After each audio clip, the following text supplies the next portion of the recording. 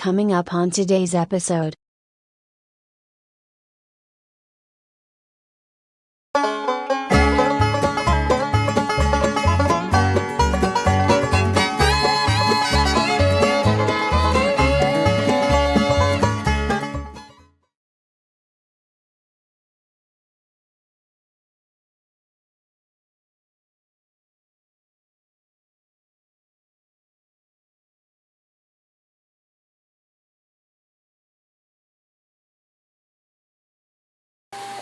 Good afternoon to YouTube, here with you at the printer table. As you can see, as you could tell by the montage, I guess, of little YouTube video thumbnails, that we may be talking about this Bambu P1P printer today. And as you can see, the subject of the thumbnails were all that how perfect this Bambu printer is. It's not.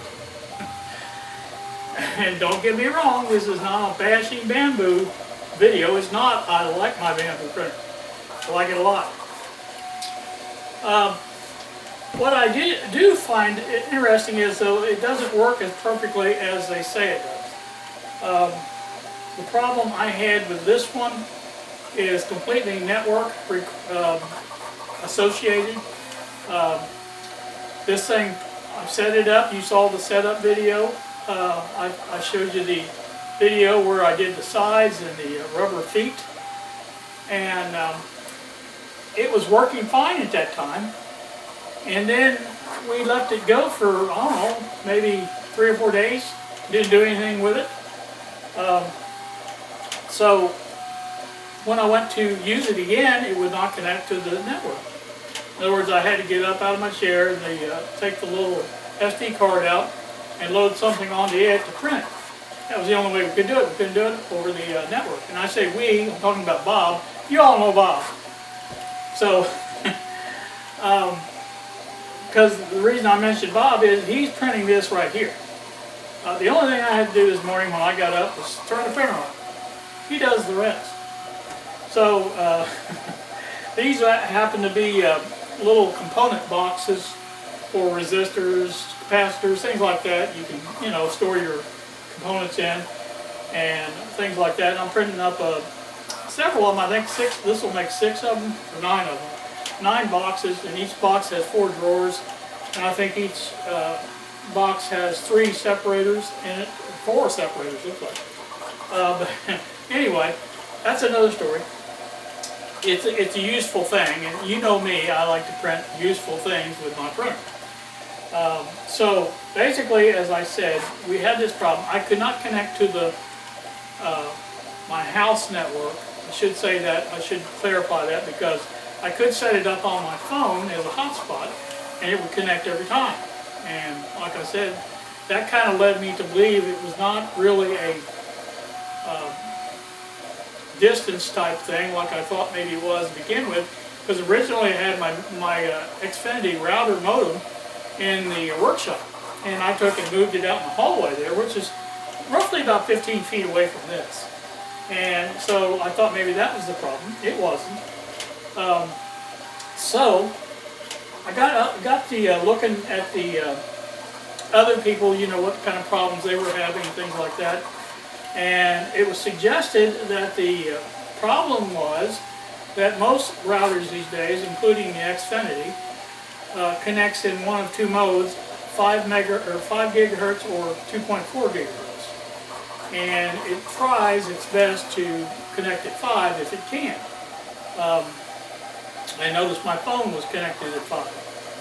And I think that was the only wireless thing I had at the time hooked up. But it would not connect to this. And this will not connect to a 5 gigahertz network, period. So I got the bright idea of buying a cheap, and I mean cheap, 20 bucks, little Wi-Fi router that I could hook to my Xfinity router and have a separate 2.4 gigahertz network, and that's what this router was. It was 2. I'll be show you the box. There's what it looks like.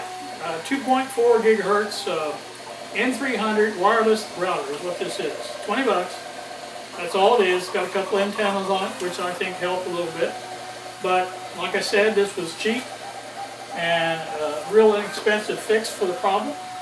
And I didn't mind doing that because, like I said, I love my Bambu printer. I do. And like I said, it's been wonderful on the things it has printed. Now there is one more little problem with it, and it's been corrected. And it was not a problem with the printer or actually the software. It was the settings in the software. And what that was is it would not print a fine mesh, and that's what our little BDST2 grills are, is a fine mesh. It would mess that up every time. I'll put pictures in here so that you can see it. But Bob corrected that. Bob's good on stuff like this, and that's why Bob is printing for this, not me. But Bob did some research and found out there's a setting that you can change on this from the default that comes with it to another setting. It's called, I think, Iraqi, I think is what it's called. But if you think about it, fine mesh, web, things like that, that would make sense. So after he changed that, it worked perfectly. So that was just a setting that was wrong, and like I said, it has worked fine. But like I said, the router problem was fixed with the little cheap router, and there may be other fixes. I did try. You can change my Xfinity router to have turn one of those off, like the 5 megahertz. You can turn that off. I could never get it to work though. It just would not work at all. So I decided to go the other route here, which was basically get the other router, and it is working flawlessly from there. As you can see, like I said, Bob's printing this from his place, and so like I said, that has been good, and everything about this printer has been good except for the little problems I showed you. Like I say, it is not perfect. Nothing in this world is, but like I said, I do like it, and I will probably be upgrading some things, you know, like that. I'd like to do the front cover and the top cover eventually when I find a good one. And like I said, that's going to allow me to use a wider array of filaments to print with this stuff, and that will be good, and I'll enjoy that. So, like I said, that's just a real quick hint, tip, whatever you want to call it, on the Bambu P1P printer. And like I said, I just thought I'd pass that along, and I think you guys, maybe some of you might have this problem, I don't know. But just want to let you know, it's out there. So, you guys have a great day. Thank you so much for watching, and we will see ya.